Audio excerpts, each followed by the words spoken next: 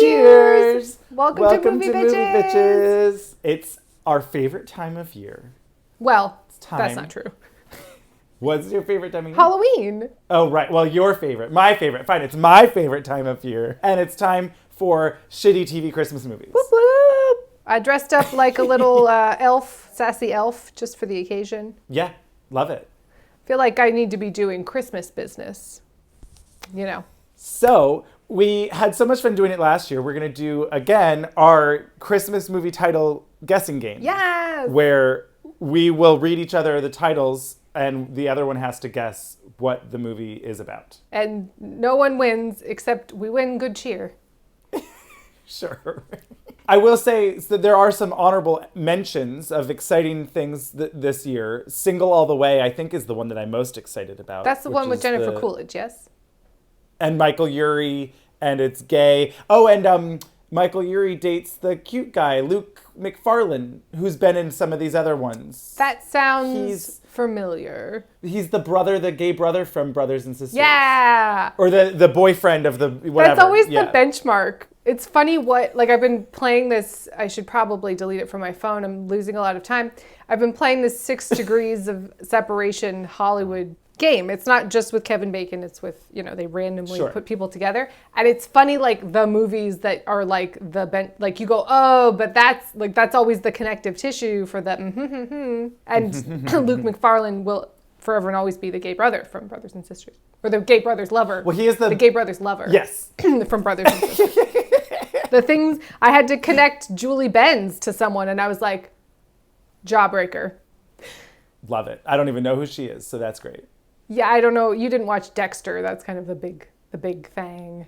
So anyway, I'm just giving you the title, correct? Yes, just the title. And I think the channel that it airs on, because that does change things. Okay, so this is a Hallmark channel. It's called The Christmas House 2, Deck Those Halls. I watched The Christmas House last year. So you already have a step up on this one. What do you think the sequel's about? So is it still the guy from Mean Girls? Yes. Jonathan something? Jonathan Bennett, who my benchmark for Jonathan Bennett is he's the host of Halloween Wars. Except this year, they, fired him and got rid of the sugar makers and ruined Halloween Wars. Oh, no. Ruined it. Turned it into some ghost hunting show. What have you done, Food Network? You had one job. Create a season of Halloween Wars. Anyway, got that off my chest. Sorry. Have you watched Baconeering, by the way? No, but that sounds very dumb and exciting. It's the dumbest. It's little gay Andrew from Great British Bake Off? Little ginger? Yes. He has his own show now on Netflix. He's also an engineer or an architect or something like that. So they started this show where they pair up an engineer with a baker, and they have to create a thing together with engineering and baking. It was awful. I watched the first episode and it was the dumbest thing. Yeah. But you might like it. Thank you. I don't know about that. We'll see. Maybe. I don't know. Yeah. Maybe. Anyway, so Christmas House 2, Deck the Halls. No. Pretty sure it's called Deck Those Halls. It's sassy. Deck Those Halls. Deck Those Halls. Mm-hmm. Yeah. So I'm going to guess, 1, it's going to be just as boring as the first one. 2, it's going to be about them. They were adopting, they found out that they were adopting a baby. And then I think their mom and dad, they gave them the house that they grew up in. They were moving into some other house. I'm vaguely remembering you telling me about this last year. Yes, continue. My guess is that they have to deck both the halls of the original Christmas house that it was the tradition, and also deck those halls of the other house that it's now their new, retiree boomer house. I mean, I don't know. You pretty much nailed it. The plot is very short, and it is simply the Mitchell brothers compete to see who can create the best Christmas house. So it was more decorating, I think. Oh, right, because the other brother who was hotter, they focused on him the whole time, the straight one, and it was it's a gay movie, but really it was 5 seconds of Jonathan Bennett. So he also fell in love with the hometown girl. Yeah. That he forgot, but he was an actor from New York, but of course now he's not going to be in New York. He's no, I want to be able to commute from my little town. Yeah. So, and they have a house. I think they were the ones that got I forget. Anyway, yeah, so that makes sense. They're going to compete to see who can be the most Christmassy. I'm good, to be honest. Yeah. I mean, the title got a little sassier, so that's the only shining light. But yeah, no. Let's do this one. This is also a Hallmark. Okay. And it's Boyfriends of Christmas Past. Oh. So it's going to be girl goes back to her hometown, gets some sort of head injury, and has a Christmas carol where her boyfriends from the past tell her about how she should, or she hits her head and goes back in time to revisit past relationships in just a magical time travel-y way to then realize that what she wanted was right in front of her. That all sounds correct. It says leading up to Christmas, marketing executive Lauren, of course, is visited by the ghosts of 4 ex-boyfriends. Does that mean they all died? She must learn to. I don't know. Ooh, that's bleak. I feel like the police need to ask her some questions if her last 4 boyfriends are all ghosts and dead. All dead. That seems like a problem. I'm just going to put that out there. Red flag. Red flag. Continue. She must learn to open her heart or risk losing her best friend, Nate. Who she will then fall in love with. The whole time. Exactly. Right. So, pretty close. Boring. One of the boyfriends will probably be called Jacob or Marley. Oh, yeah, right, of course, yeah. Or Tiny or Tim. Tiny, could you imagine? Rude. By the way, we have to watch this. I am okay, good. I'm very excited about this. Okay, so this one is a Hallmark. Okay. And it's called A Dickens of a Holiday! Exclamation point. Even though that is traditionally bad luck. A Dickens or a Stickens? A Dickens of a holiday. Oh, okay. So, is it a Christmas Carol? Well, you tell me. What's the plot? Well, something about Charles Dickens, I'm assuming, and maybe it's like Jane Austen, like Austen land, and there's like a Dickensian holiday celebration, and everyone shows up as like Ebenezer Scrooge, or like they have to pick who their favorite Dickensian character is and go to this party, this Christmas party, but then magic happens because Santa was there. I mean, would watch. Not quite. But no. Not quite. Okay. This is a tough one. Although the plot, to make the 100th anniversary of her hometown's Victorian festival a success, so you were close. Yep. Cassie invites action movie star Blake Slate. No, not really, but can you imagine?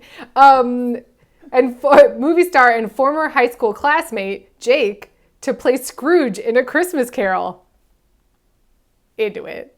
Would watch. Yeah. Excited. Who plays Jake? A person that looks vaguely like Jason Ritter. Christopher Polhana. Oh, and Brooke D'Orsay, who was on Royal Pains. You know those TV shows that have been on the air for like 100 seasons, and you're like, you've never heard of it, and then you're like on Netflix, and you're like, this has 13 seasons? What the fuck? And then you go, it's still airing currently? That's one of those shows. I don't know if I agree that that's a must-watch, but you can report back to me and tell me. It just sounds fun. Like, it sounds like they're aping on that Keanu Reeves going to do Shakespeare in Canada vibe, and so that'll probably be funny. Sure. And then that reminds me of Slings and Arrows, which I should probably do a rewatch of because, yes, it sounds a little more fun than the most. I think you're giving it too much credit, and I think it's going to be a bad actor pretending to be a big shot actor who comes back to his small hometown and falls in love again rather than being a big movie star. He's certainly going to fall in love again and return to the small hometown and say farewell to his Hollywood, his shallow, vapid Hollywood ways. It's so much nicer here. Right. Didn't you watch one that was like that, but with like a music star? It was like, ooh, they're a hotshot musician, but then they came back because of some traveling tour or something. Probably. There was one where it was like a bus, and oh no, they left without her. And I was like, what? Yeah. You don't just like, oh, and then we left Lady Gaga at a truck stop and forgot her. It was like, what? Right. What? Bus. Another club. Another club. Bus. Club. Another club. Another club. Another club. Bus. Club. Another club. Another club.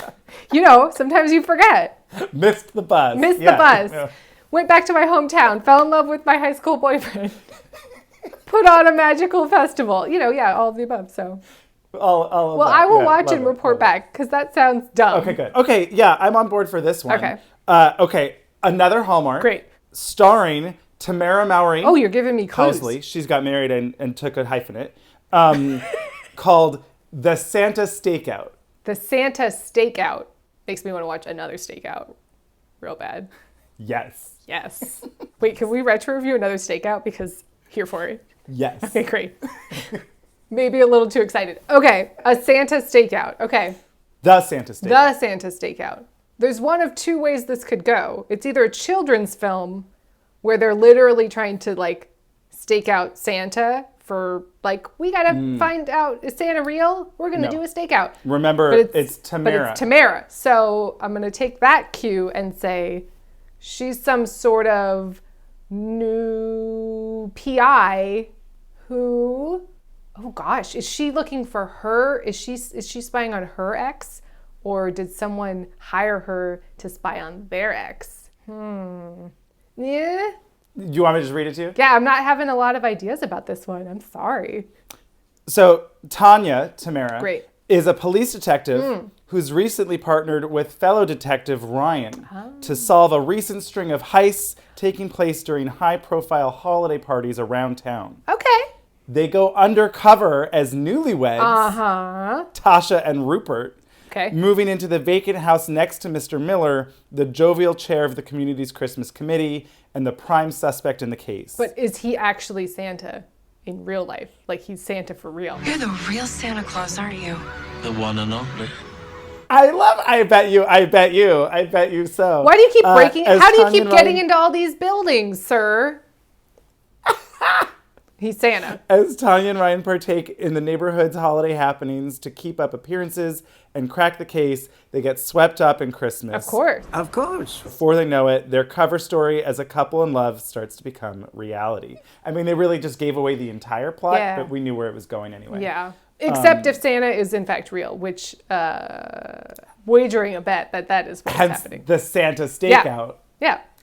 Love it. Love it. He's at least- I think that one goes on the list. Okay. He's at least dressed as Santa. If he's not actually, oh my God, you're the real Santa Claus, then he's at least dressing as Santa as a cover to steal. Yeah. But it can't be Also, I nefarious. just saw that this- There can't be an actual like crime being committed, so I feel like it's real Santa. Yeah, I think so. I think that is also the case. I also just noticed that this aired. When do you think this aired? July. No, it was not part of their Christmas in July. It wasn't part of Christmas in July, Hallmark?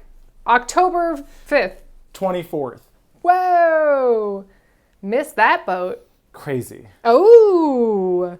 I'm going to have you do this one even though the plot description is barely a sentence. Okay, great. So it could be anything. Well, okay, yes, this is simply, it's Hallmark. Okay. And is simply called 8 Gifts of Hanukkah. Oh, I wanted to watch this one, but I didn't read anything about it. I just saw 8 Gifts of Hanukkah, and I was like, cool, I'm in. The one Hanukkah one, great. Remember that one that we liked that was like the 12 Gifts of Christmas, and it was like, it turned out it was her dead mom after all, and it was like, oh, heartbreaking. I actually cried during a Hallmark Christmas movie. That up. one was really good. It was teared up. unexpected. Yeah. You know, you thought it was going to be, it was the best friend doing it, Yeah. and he's in love with her, we get it. get But it. no, it wasn't. They pulled the dead mom card. Remember, it is barely a sentence that describes the plot of this film. So don't go too deep. A friend of a hardworking city woman in New York. This is already longer than the plot that is described. But continue, please. Continue, please. gives her 8 gifts for Hanukkah, representing all of the ways that she is a powerful woman in her industry and deserves love. I don't know. I mean, could be. A woman journeys to find her secret admirer during Hanukkah. That's it. What does that even have to do with 8 gifts? What the fuck? I think it's like Secret Santa, but it's Hanukkah. You know what I mean? So it'll be like, instead of an advent calendar giving her gifts, it's like 8, over the 8 nights of Christmas. Right. These are the 8 gifts. And it's They're like, clues of who's your I'm secret assuming admirer. it's going to be like her best friend or something. Probably. The coworker she didn't, reciprocate. Right. Something. Oh, it was Moisha who lived on the, 5 Riverside? Moisha. Well. Oh, it's Moisha Horowitz, of course. Of course. So this one I'm in from the title, but I haven't actually read it, but we'll see what you come up with and we'll see how it works out. Great. This is a Lifetime movie Okay. called An Ice Wine Christmas. By the way, go to trywink.com/moviebitches and you can get $22 off your first month of wine. Of ice wine? What is... I don't think they have ice wine. I'm gonna need a context clue. What's ice wine? I mean, I can put two and two together, but what's ice wine? Ice wine is not when you put wine over ice. It's not a white wine spritzer. What the heck? You only live once. Give me a white wine spritzer. Spritzer. Great. It is a type of wine it's a dessert wine where they let the grapes stay on the vine until frost. And it condenses all of the sugars into the grapes. And so it's, sweeter. I think, stronger and sweeter. Okay. And it's Lifetime. Yeah. Okay. An Ice Wine Christmas is starring Jocelyn Sanchez and Lyric Bent. I don't know who either of them are. I got nothing. That did not help. In California, it's wine country. Utah. Utah's wine country. Does Utah have a wine country? Oh, no, probably not, because Utah. Canada's wine country? Closer. Washington State's Oregon. Other side. God damn it. Massachusetts wine country. New York. New York has a wine country? You know, they do, Okay. to some extent. New York wine country. A young woman has inherited the family wine business, but oh no, tragedy has struck. The frost came early this year and their whole crop is destroyed. But wait, handsome farmhand, also possibly boyfriend from high school, says, my gosh, have you heard of this thing called ice wine? We shall have desserts aplenty. And they rebrand it, or maybe she's a brand specialist. I don't know. Somebody's rebranding, and they're going to do an ice wine harvest, and it's just in time for sweet Christmas. Pretty close. Pretty close. One of Philadelphia's top sommeliers, Camilla, goes home to the magical vineyards of Evergreen, New York, to take part in the town's annual Ice Wine Christmas Festival and harvest. Okay. I added a little more drama with a little more bottle shock, but okay. Yes, right. Well, so while she's there, she spends time with her mother and sister, who manage the local winery for Camilla's former ice wine mentor, Henry. But Camilla discovers changes are coming as Henry plans to retire, scaling down the Christmas festival. Beth also recently hired wine specialist Declan. Love interest, Declan. Who plans to take the operation to full year production. Believing in the importance of preserving the magic of Christmas in a bottle, Camilla shares with Declan her passion for Christmas and what an authentic ice wine harvest can bring. So I guess it's like cling to tradition. How do you go about making an ice wine harvest year-round? I think what they meant instead was like not doing ice wine and doing like a traditional harvest of like making wine. So the ice wine Christmas is not pro ice wine. Okay. No, I think she's pro ice wine. Okay. And Declan is a reckless newbie who's come in and he's This just got big motherfucker, big ideas. Okay. And she said, no, the magic of Christmas in a bottle. Right. And that's where they're going to fall in love after they've contention. It sounds very similar to that one that I watched that took place in like Oregon wine country or whatever, where it was like, but we have to save the winery and the festival, and it was all the same shit. Now, here's a question. I'll still watch it. Does Hallmark have a wine club subscription? Because I feel like they're missing out on some opportunities and some money. I agree. Okay, I'm already mad because I already wrote an alternate script for this, and it is not what the plot description is. But here you go. This one's called Making Spirits Bright. Okay. Now, I would love to go a like Spirit of Christmas vibe on this one.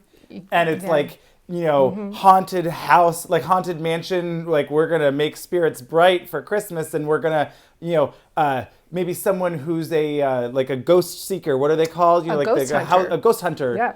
Yeah. A ghost They're seeker. Going to this small I'm gonna town. get that ghost seeker. Ghost seeker, yeah. They're, you know, ghost hunters going to a small town and they're going to try and recreate the magical Christmas massacre or whatever it was. Maybe not massacre, that sounds bleak. But something tragic happened and there was ghosts of Christmas, right? Yeah. And they want to close their story, find out the truth, and close the story, and reconnect with the ghosts to set them free. I like that. Yeah. But I doubt that's what it is. Yeah, it's not, and I'm sad. Maybe it's also not about a ghost bootlegger giving us a double meaning to the whole thing either. That was the spirit. That was the spirit of Christmas. Okay, but what if Yeah.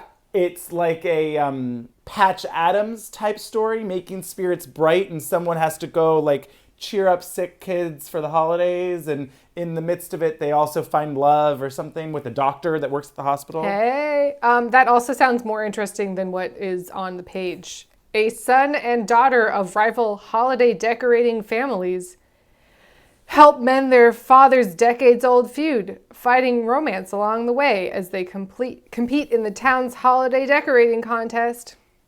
So it's Little Italy, but instead of pizza, it's Christmas decorating. How annoying! Which means there'll be just as many lights on the rooftop.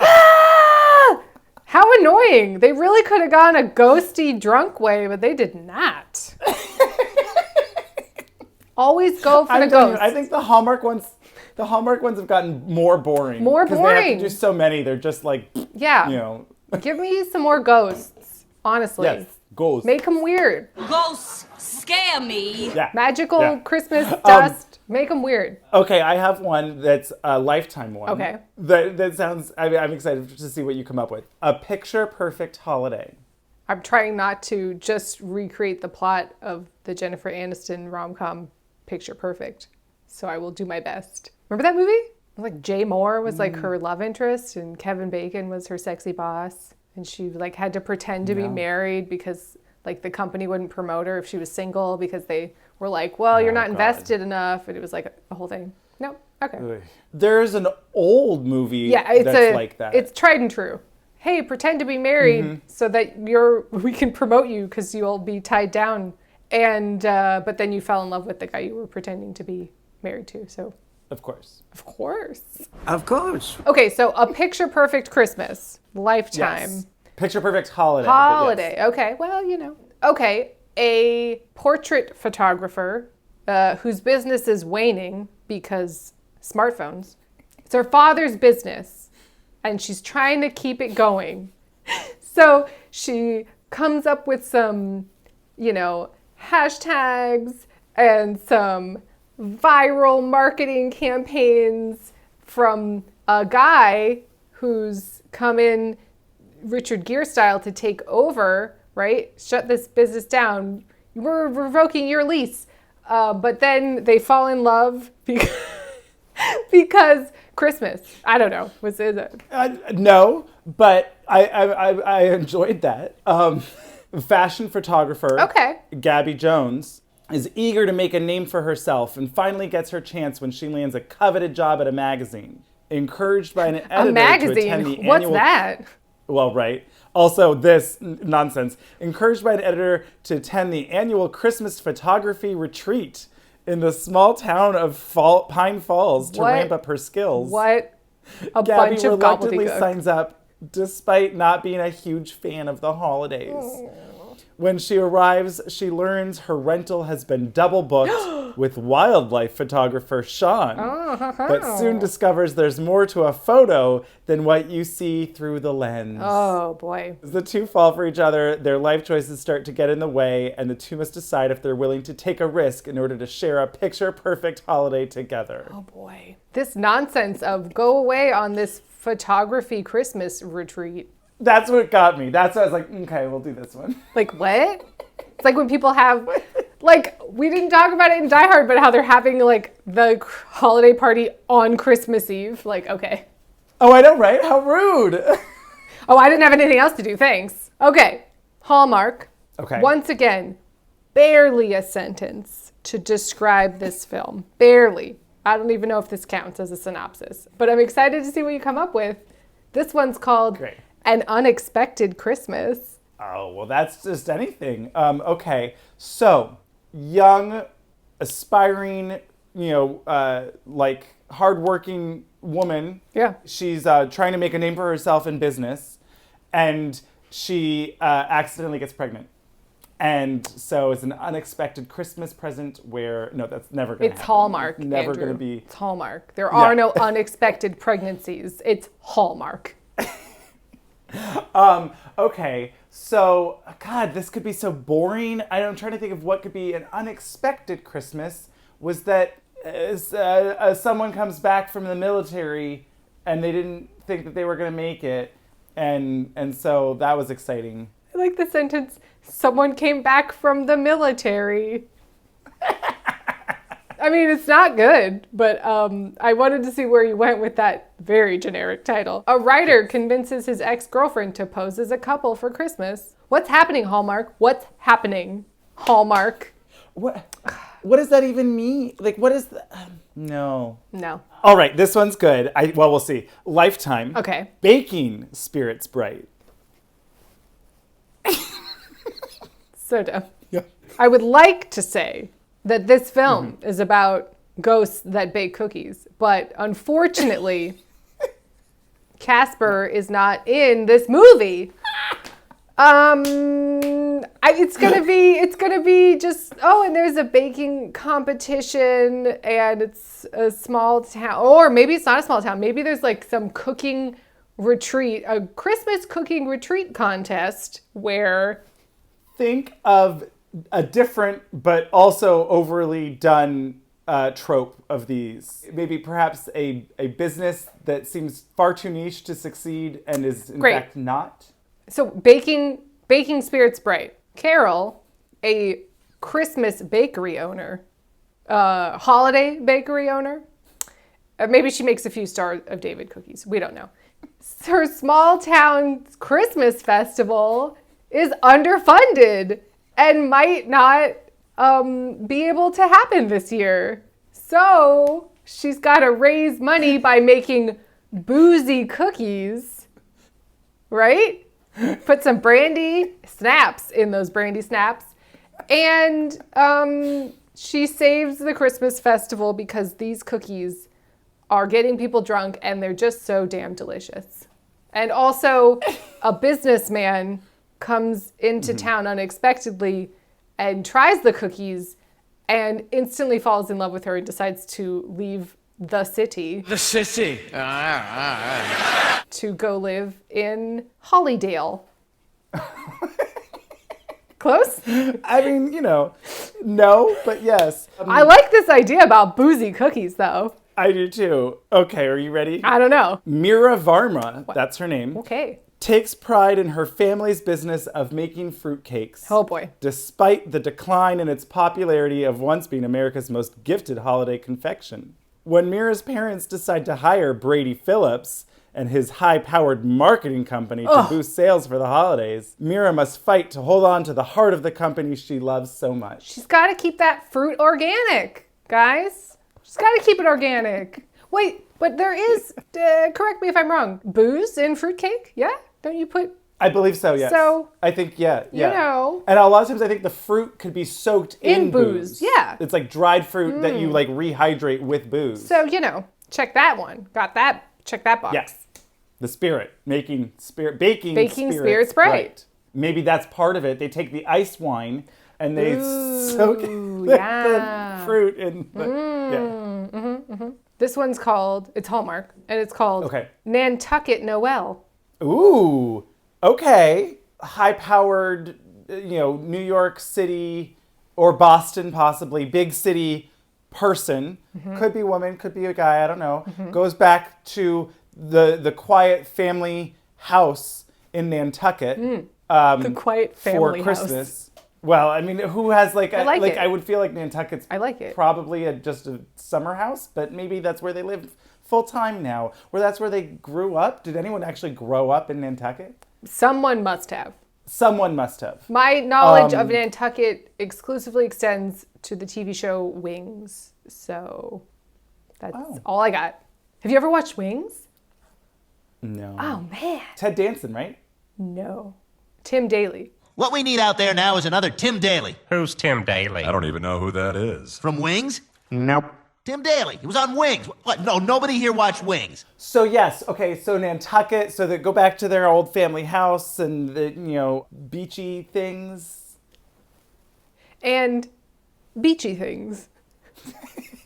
I don't know. That one's a tough one. Well, it's pretty standard. During the seaside Noel celebrations, you know those, Christina really missed an opportunity to call her Noel, I'll be honest.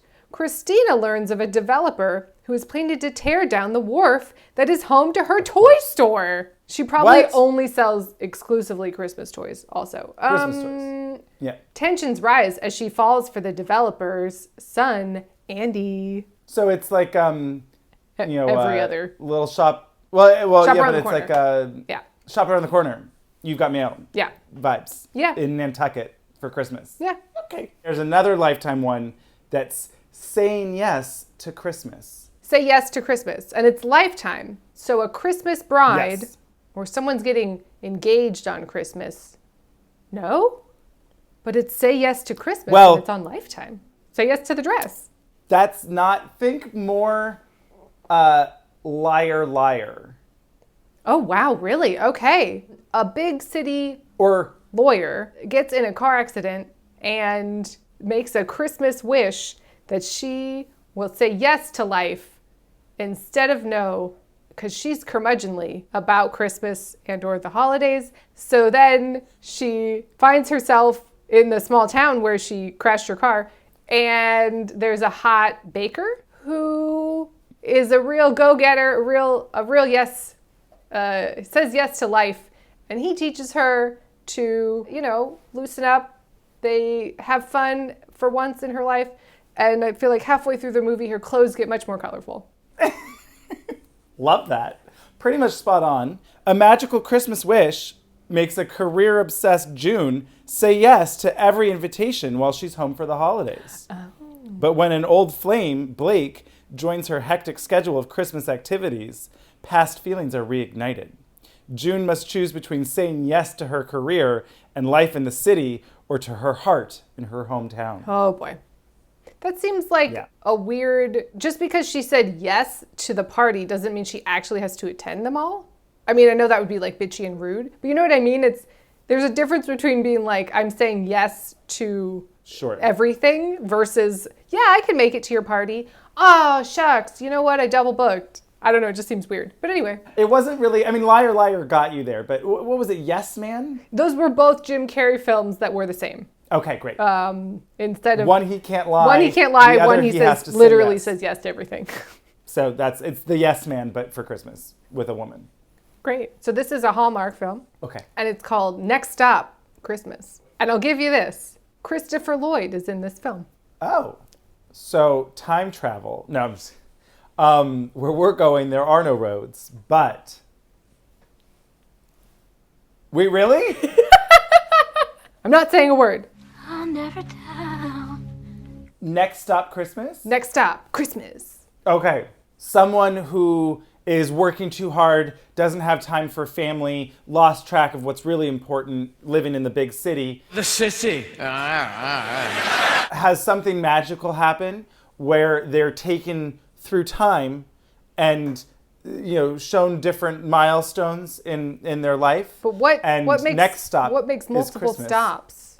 Is there a Christmas train? Really? There's a Christmas train? Who might be the conductor of said Christmas train? Well, certainly Christopher Lloyd. He already has the train from Back to the Future 3. Oh, I don't remember. Oh, it flies. It's a big deal. Mary Steenburgen. Was that the one where there's like Western and... Yeah. Okay. Yeah. So Christopher Lloyd is a train conductor, a magical Christmas train conductor, is bringing someone from their misplaced priorities into the future that could be of a Christmas filled with family and love. I mean, not bad. Not bad. Also, I like naming a movie just Misplaced Priorities. I like that.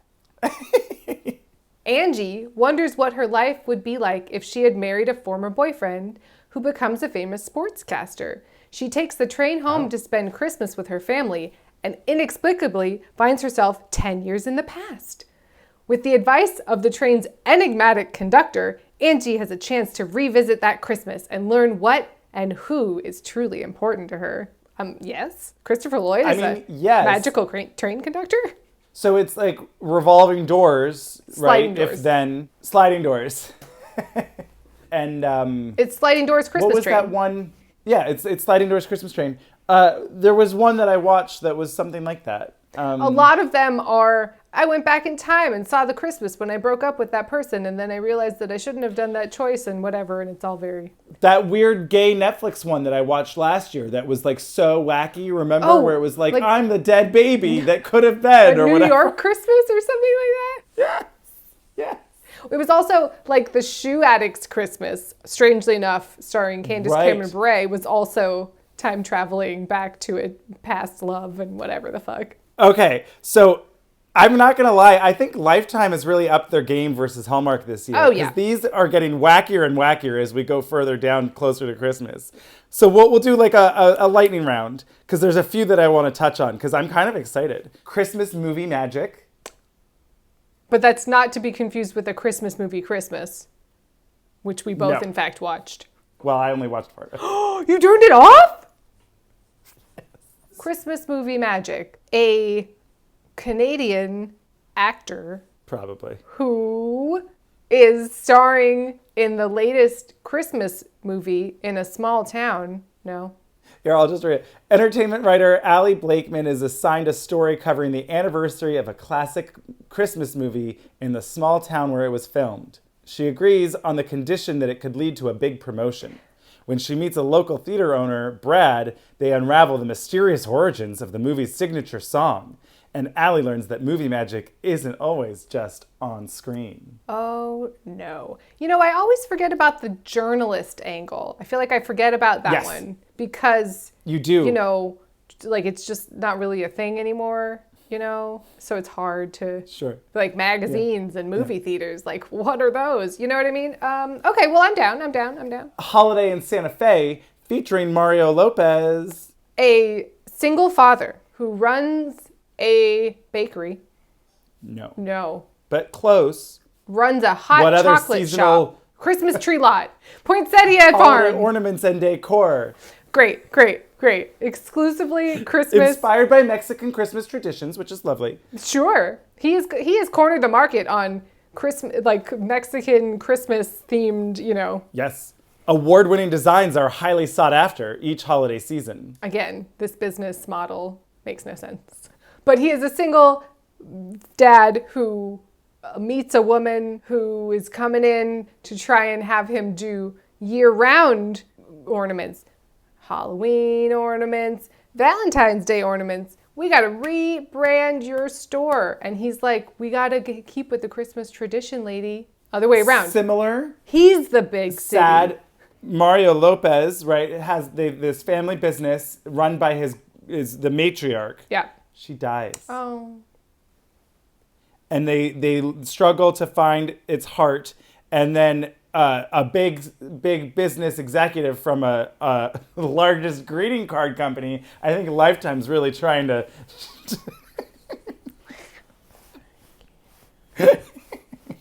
comes in and tries to acquire the company, and of course they'll have to find where their heart is and what they'll have to find what Christmas Grandma would have love. really wanted. Yeah. The true meaning of Christmas. Also, okay, wait, this one sounds silly too. The holiday fix-up. I mean, that just seems like either it's, too, like, are there any actors in it? Jana Kramer, Ryan McPartlin, and Maria Menounos. Maria Menounos from the movie news stuff before Thetos. I don't know, what is that called? Where she's like, that's the movie minute, whatever the fuck. Movie Network Now or whatever. Movie News Now, yeah. It's some sort of blind date Christmas, no, okay. Think more fixer-upper. Oh, two rival house flippers both put down an offer on a fixer-upper and have to work together because the owner can't decide whose design they like more. Maria Menounos can't make a decision. And so then they fall in love while remodeling said house. Yes? No, but close. When Sam, the designer behind a popular home renovation show, returns to her hometown during the holidays to help renovate the Bell Harbor Inn, she gets paired with Coop as her lead contractor. The only problem, he's the guy who broke her heart and she's the one who got away. Sparks fly as they work closely to get the renovations done in time for the inn's annual Christmas Eve Harborfest. Will they be able to fix the mistakes of their past to build a future together? I think they will. I liked the... I think those crazy kids are going to make it. Right. I think they're going to design a future for themselves. Going to remodel the past. Oh my gosh. Okay, now this one was where it started to get really crazy. Maps and mistletoe. Maps? What's that? Yeah. Okay.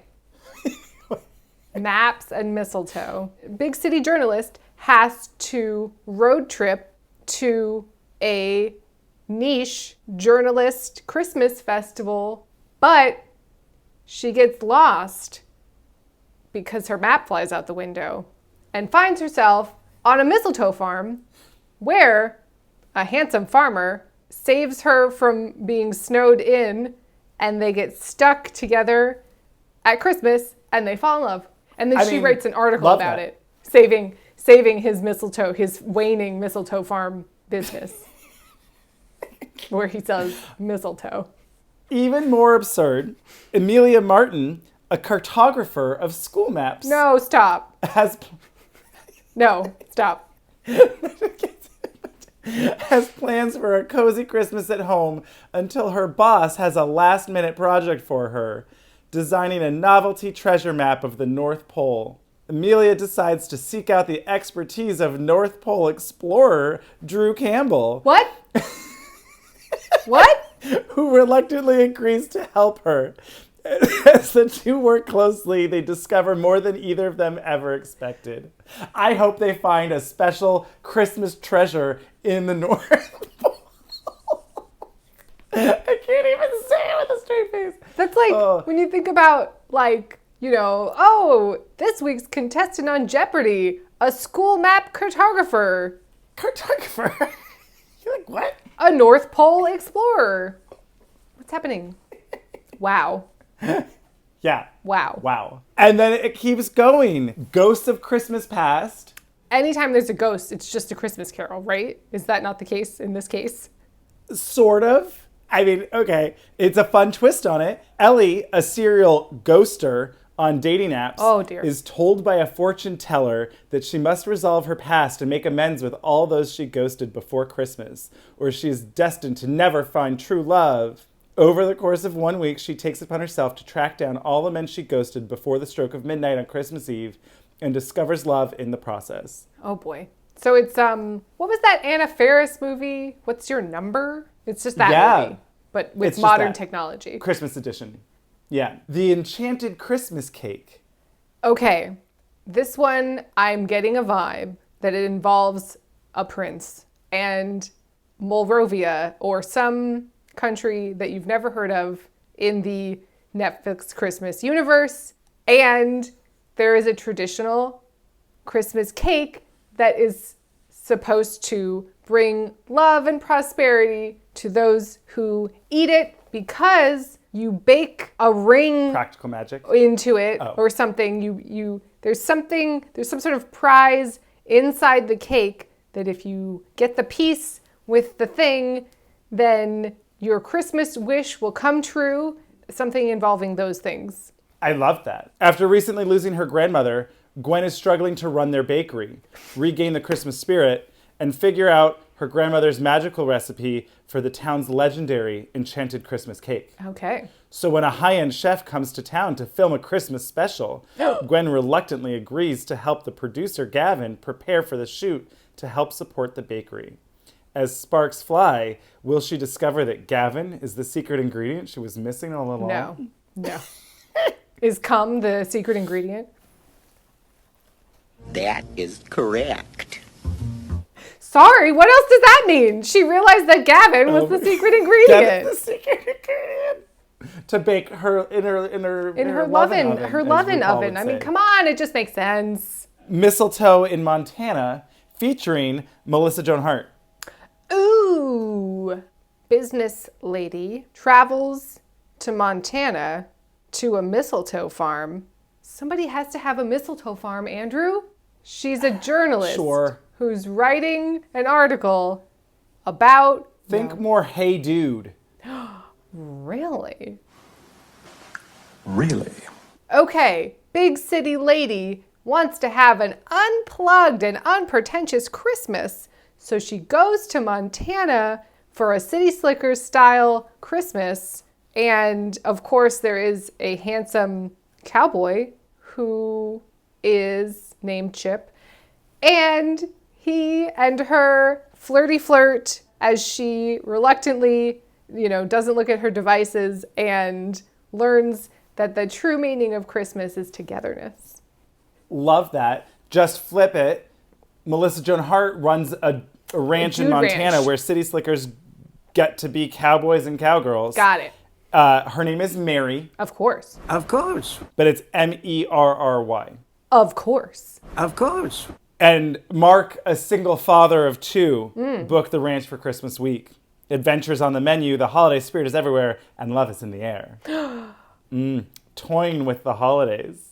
Okay, a Christmas toy inventor needs to come up with the next big thing, or else his small business is going under. A young single mother takes her daughter on a business trip to rebrand his toy store in order to ignite the Christmas festival that's happening so that they can sell more tickets, and also they fall in love. Very close. Workaholic designer Danielle returns to her hometown of Holly Pines for the holidays with her young son, Paul, with hopes to introduce him to some beloved holiday traditions. In particular, the town's North Pole Express train. Once home, she discovers that the North Pole Express has been sidelined. Determined to help, Danielle reconnects with her former high school classmate Kevin, now a hobbyist and model train enthusiast himself. Together, Danielle and Kevin attempt to pull off a Christmas miracle that would get the old North Pole Express running, and quite possibly give Danielle many reasons, one of them romantic, to consider staying in Holly Pines for good. They needed to add the one of them romantic. One romantic. That wasn't implied. There was just, okay, great. It's no subtext, It's just text. Great. Okay, I think we already wrote this script, so maybe someone owes us royalties. Writing around the Christmas tree.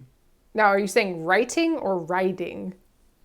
Writing. Writing around the Christmas tree. We already wrote this. A journalist, a children's book author. Imagine What's happening? What's going on? I'm on the cover of... Would you like a suckle of my zipper? What's happening? Would you like to have a suckle of my zipper? Nip slip, is it? Nip slip. Is it? I don't know. Do you still talk to Benicio? I was trying to do this sexy romance novelist cover. God Great. damn it. Fabio. A Christmas romance novelist. Just a regular one, but sure. No! She only writes Christmas romances. No, it's a guy. A Christmas romance novelist is feeling uninspired this holiday season. So they go to a writer's retreat. Am I on the right track? Yes. To get inspired. And the single mother hotel manager that's running the said seminar has a few ideas of her own, and they have a love-hate thing going on, but it turns out that what they really need was to just collaborate on this Christmas romance. Michaela, a successful romance novelist who has had bad luck in love, visits a quaint bed and breakfast for a Christmas writer's retreat near a snowy lake town each year. Upon arriving, she meets dashing writer Levi, who soon convinces Michaela that she shouldn't be writing about love if she doesn't allow herself to get out and actually experience it. Thanks for mansplaining, Levi. Fuck off. Write what you know, Michaela. Someone sent us one that I'm excited about that is on Comedy Central. Everyone's apparently just getting into this game now, but whatever. Why not? Called Clusterfunk Christmas. Klusterfunke. Klusterfunke? Klusterfunke, from the festive minds of Rachel Dratch and Anna Gasteyer. Hey! Well, maybe they'll play more of her Christmas album. Ooh, I would love that. So I'm fully on board. Yeah. Because love them. Fabulous buns. So that one's a yes. Oh, there was an Australian one that someone sent us from Stan TV, which was what Drag Race Down Under was on, called Christmas on the Farm. That looks pretty stupid and fun. Hey. There's The Bitch Who Stole Christmas is the RuPaul one. Oh, I wrote down one. It's called 9 Kittens of Christmas. Oh. I mean, there's no question mark. I'm just saying I was gonna have you guess that one, so you can go ahead and do it right now. 9 Kittens of Christmas. I'm assuming that there's magical kittens that are born, and it's like 101 Dalmatians, but I don't know. What's magical about the Dalmatians other than the volume? I don't know. Okay. I don't know. What do you think happens in 9 Kittens of kittens, Christmas? And they have to find a house for each kitten, and in doing so, they experience and spread the love and joy of Christmas by sharing these kittens and the warmth of caring for something and someone else other than you. I don't know. You nailed it. That's the exact plot. Okay, great. Brava. Anyway, well, make sure to stay tuned. We will be doing our holiday wrap-ups. We're going to focus on only the ones that we enjoyed or are so crazy that we have to talk about. We will be watching a lot of them. I'm trying to decide if I hate Christmas movies or if they're just really bad this year. Because, like, whoa. Like, I was like, hate watching A Snow White Christmas. Like, fuck you. This sucks. I hate this. But I kept letting it play, and I was just like, ah! And I was doing other things. I was like, oh, I'll fold some laundry. Why am I still watching this? I hate this. Anyway.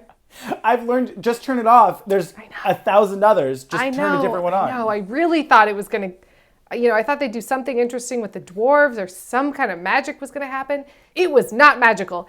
Anyway, cheers to Andrew's favorite season and time of year and to dumb Christmas movies. We'll be talking a lot about Vanessa Hudgens. I'm excited. There's lots to talk about. There's lots to talk about. Cheers. Cheers.